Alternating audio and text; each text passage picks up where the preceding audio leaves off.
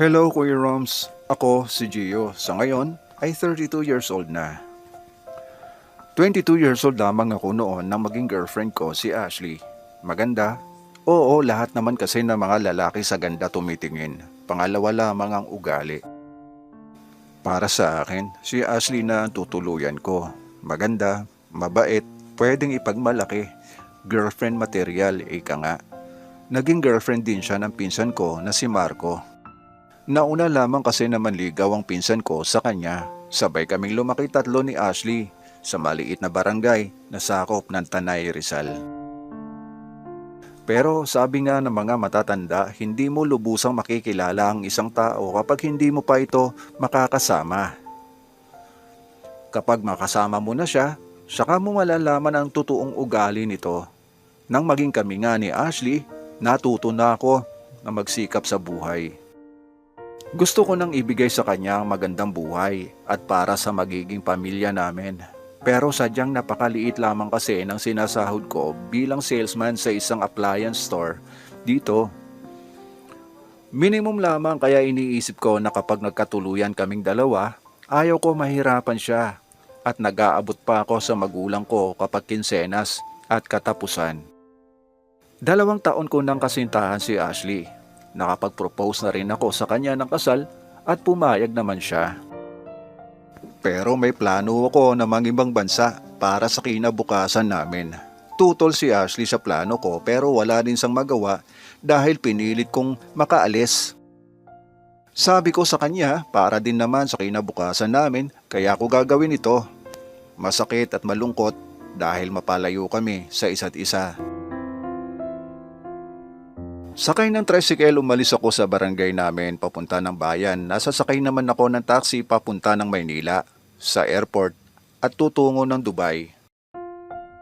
Sa isang malaking mall ang trabaho ko, Kuya Roms. Okay naman ang naging trabaho ko. Marami din mga Pinoy ang kasama ko, kaya sa una lang ako nahirapan. Tuloy naman ang komunikasyon namin ni Ashley. Lumipas ang ilang buwan, napapansin ko na halos wala akong maipong pera dahil nagpapadala pa ako sa magulang ko at malaki din ang cost of living dito sa Dubai. Madalas sakto lang din ang sweldo ko kaya naisipan ko na maghanap ng ibang pagkakakitaan. Dahil may background naman ako sa electronics, naisipan ko na maglinis ng mga aircon dito sa malapit sa tinitirahan ko at kung minsan, mag-repair din ako ng mga sirang gadget at appliances. Naging abala mga araw ko dito sa Dubai, Kuya Roms. At kahit papaano, may natitira na rin sa akin at nakakapag-save pa ako ng pera. Hanggang hindi ko namamalayang 2 taon na pala ako dito. Napakabilis ng panahon, Kuya Roms. At panahon na ng uwi ko sa Pilipinas. Excited akong ibinalita kay Ashley na uuwi na nga ako. Halos 1 buwan na rin kasi siyang hindi nagre-reply sa mga chat at tawag ko. Nang makarating ako ng Pilipinas, kaagad akong tumuloy sa nanay ko. Masayang masaya ang aking ina na niyakap ako ng mahigpit.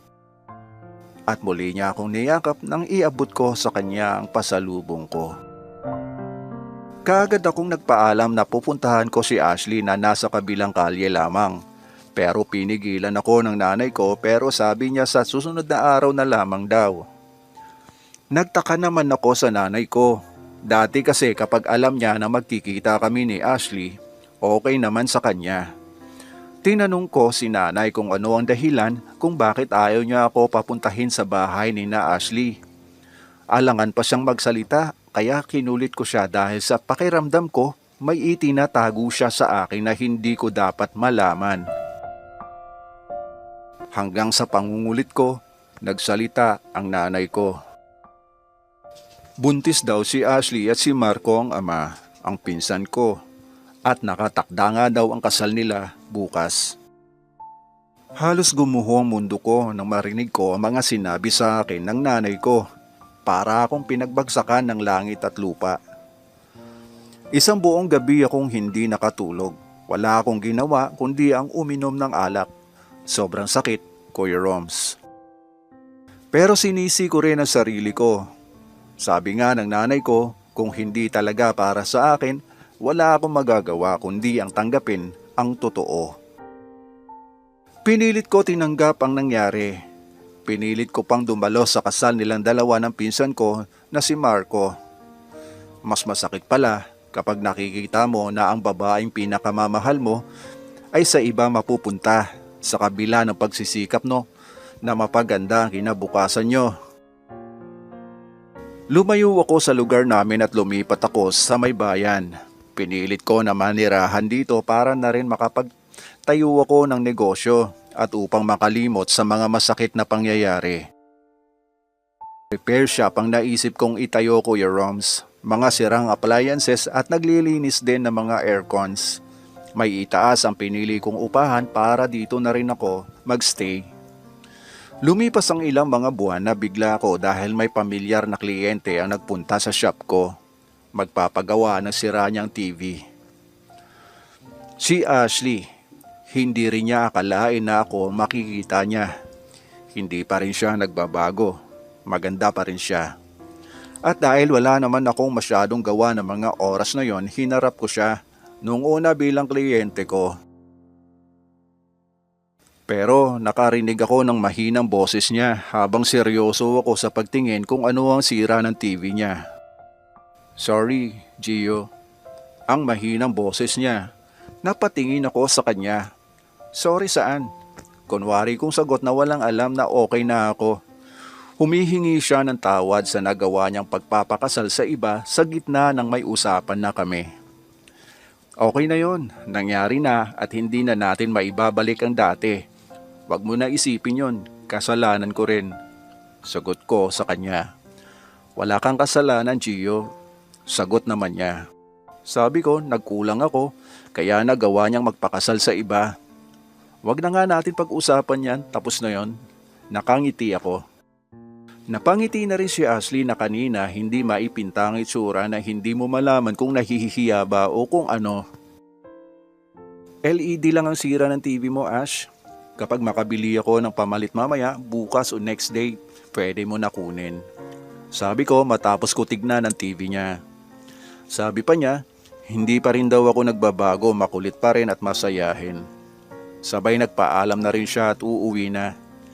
Sabi pa niya, punta daw ako sa bahay nila minsan. Ngiti at tango lamang ang isinagot ko. Mukhang hindi pa ako handang patawarin si Marco sa mga ginawa niya sa akin. Kahit pa iniisip ko na siya ang unang minahal ni Ashley pero hiwalay na sila noon bago ko pa man ligawan si Ashley. Ilang buwan din ang lumipas bago ako umuwi sa bahay ng nanay ko. Tuwang-tuwa naman si nanay. Kaagad niya akong ipinagluto ng mga paborito kong mga gulay. Kinahapunan may mga bisitang dumating at nagulat ako dahil si Marco at Ashley ang dumating. Medyo hindi agad ako nakapagsalita dahil si nanay ang humarap sa kanila. Gio, ang pinsan mo at ang asawa niya, sabi sa akin ni nanay. Kaagad ko namang sinalubong ang dalawa. Kaagad akong kinamayan ni Marco. Kamusta ka na, pinsan? Kaagad nabati ni Marco sa akin. Naikwento daw sa kanya ni Ashley na nakita niya ako sa bayan. Habang nagmemeryenda kami ng ginataang bilo-bilo na gawa ni nanay, nagkabiroan na lamang kaming tatlo. Mukhang lumipas na sa akin ang sakit na dulot nila. Tanggap ko na lahat at sinabi ko na kay Marco, kaya nang magpaalam nga sila na pauwi na, niyakap niya ako ng mahigpit at natuwa naman ang nanay ko sa nakikita niya. Kinabukasan bumalik na rin ako sa bayan sa aking shop. Marami na rin kasi ang mga nakapilang appliances na kailangan ko nang gawin. Nang mapansin ko ang isang TV, naalala ko kay Ashley nga pala ito at 2 araw nang hindi ko pa nagagawa. At nakabili na naman ako ng piyesang pamalit. Hapon na rin ako dumating. Hindi na muna ako nagbukas ng shop. Hindi na muna ako tumanggap ng kliyente. Para magawa ko na at matapos ang ipinapagawa ni Ashley. Nasa kalagitnaan na ako ng paggawa nang biglang dumating na nga siya. Sabi ko balikan na lang niya bukas dahil hindi ko pa matapos gawin.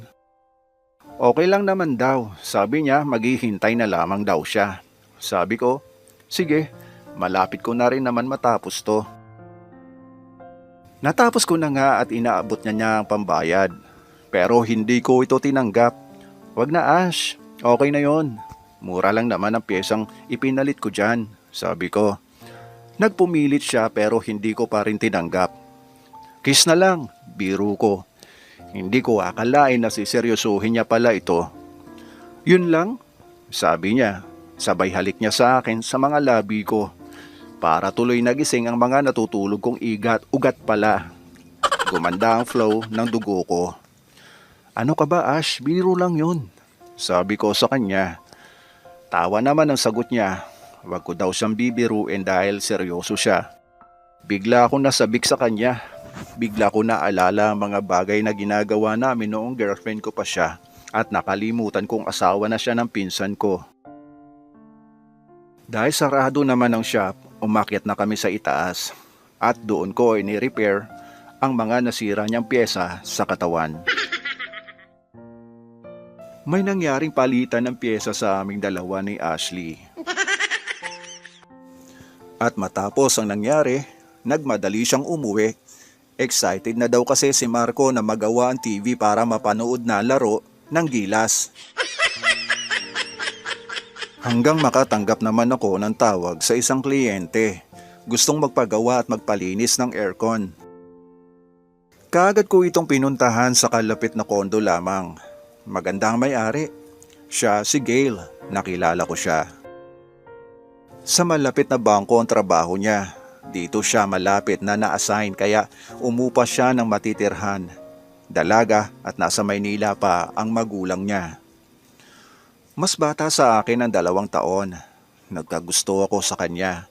Kaya pasimple ko siyang dineskartehan.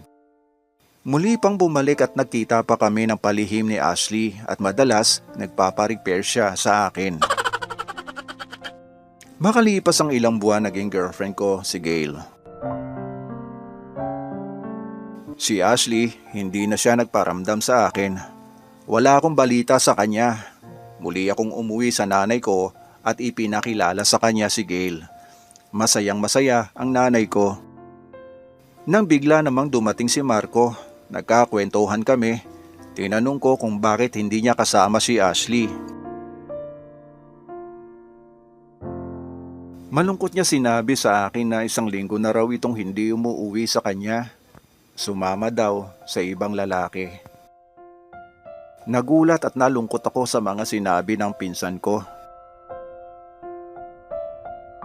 Matapos ang 2 taon, nagpakasal kami ni Gail. Masayang masaya kami, Kuya Roms. Naniniwala ako, Kuya Roms, na ang buhay ay para ding sugal. Mananalo ka, matatalo ka. Ang mahalaga, dapat marunong kang tumanggap ng pagkatalo. At marunong ka rin dapat magpahalaga sa iyong panalo.